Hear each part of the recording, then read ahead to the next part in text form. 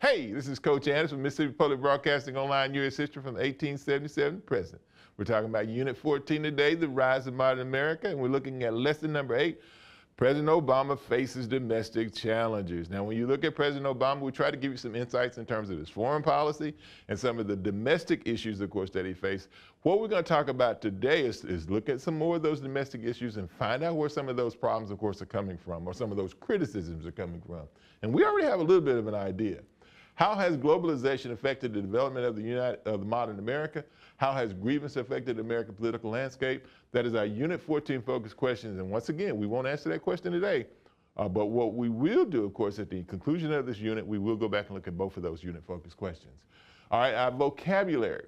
We have our academic and content vocabulary, and do as we always tell you to do. Take out your journals, define those terms, and as they come up in the lesson, we'll address as many of them as we can. All right, we do have 2 lesson focus questions that we will address at the end of the conclusion of the lesson. What domestic challenges did Obama face during his second term in office? And how did Donald Trump emerge as the leader of the Republican Party in 2016? All right, the first thing we're gonna do is start with the journal topic and our do now activity. And we want you to define this word partisanship, and we'll come back and we'll talk about that word in a few moments. All right. When we think about partisanship comes from the word party. So when you look at the Democratic and Republican Party, both of them have their own agenda. And partisanship happens when they don't talk to each other and they don't compromise. Rather than trying to find a solution, what they do, of course, is retreat to their side, and they don't reach across the aisle and try to do what they can, of course, for compromise. So when you look at the Obama administration, and when you look at some of the administrations, of course, that succeed his administration, we're going to find that the Republican and Democratic Party, we're going to be bogged down with a lot of legislative partisanship. So what we're going to do today, of course, is start by looking at where some of the opposition, of course, to President Obama comes from. It starts with foreclose on banks, not people. One of the things that President Obama does as President of the United States of America, he rescues the financial sector. And when he inherits the presidency in 2008, we're in an economic mess. We have a mortgage crisis that has happened, and we're looking at the economic sector being on the verge of bankruptcy. So what he does, of course, is to step in, of course, and provides support to the American banking system. And a lot of people criticize him for that. Occupy Wall Street was a response to the widening income gap and the government's perceived support of America's 1%. A lot of people said that Obama's presidency did more, of course, to help those kind of people who were the wealthy people than it did, of course, to help, regular, ordinary people.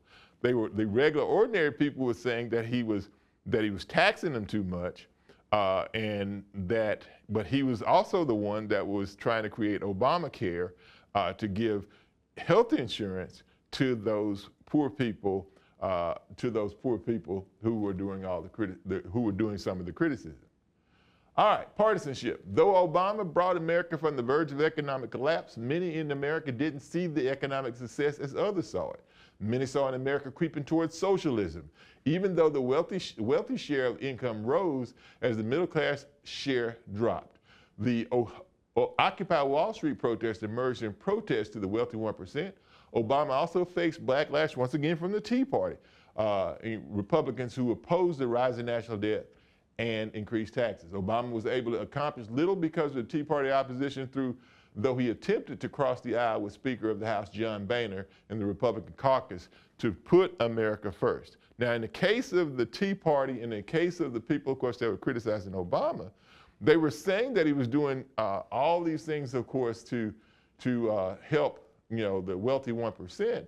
And in actual fact, a lot of this, what happens is called socialism by, poor people. So he was a person that was helping wealthy people, but he was a socialist.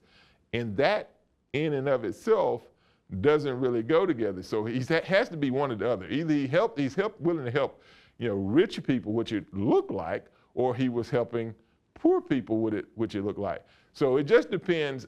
It must have been, may have been some other factors, of course, that may have led to the criticism of Obama, because some of the things that he was doing, that he did and was criticized for, it didn't quite, reach the smell test or pass the smell test.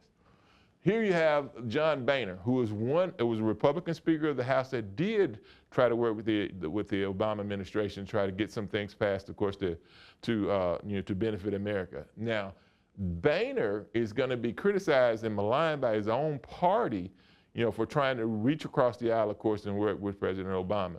And I think that's one of the reasons why he gets out of politics shortly after, his speakership and the loss of control to the Democrats. The civil rights actions under Obama.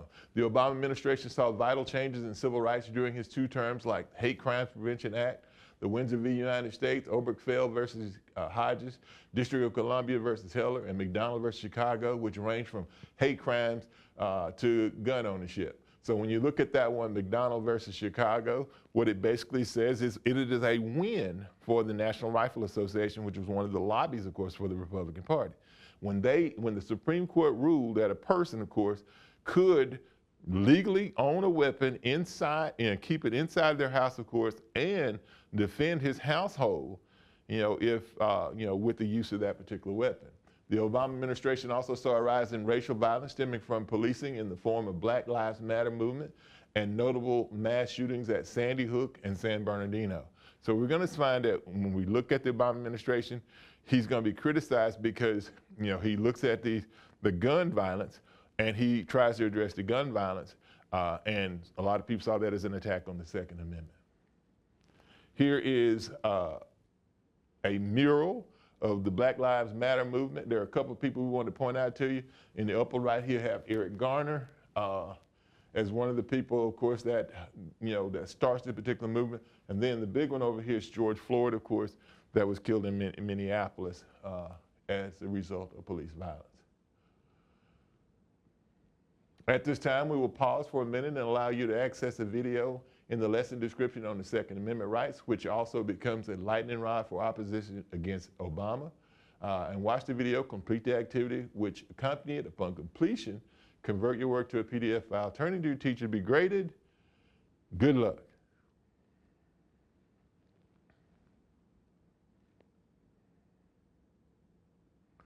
All right, when you look at the Obama administration and we look at his presidency, once again, he comes under a lot of scrutiny for some of the things that, of course, that he does.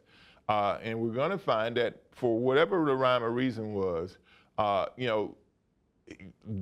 take, for instance, when we're talking about this particular video and we're talking about the Second Amendment rights, there were some restrictions that he tried to place, of course, on guns and availability of guns. But it wasn't something that other presidents hadn't done the same thing. Bill Clinton did the same thing with the Brady bill. So when you look at some of these things that happened, we're going to find that other presidents, place the same or try to attempt to place the same restrictions, but they don't get the amount of criticism that President Obama does. First questions, let's focus question. What domestic challenge did Obama face during his second term in office? The biggest ones, partisan gridlock. Republicans blocked most of the legislation, his Supreme Court nominations, of course, with Merrick Garland. Obamacare rollout issues, race relations, BLM, the Ferguson violence, gun control, mass shootings at Sandy Hook and San Bernardino, and then the income inequality grew. Even though the country was supposedly, creeping towards socialism, the wealthy got wealthier during the Obama administration.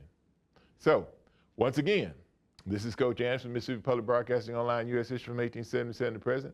And do what we always tell you. Don't take my word for it. Do your own research, draw your own conclusions. And with that, we'll see you next time.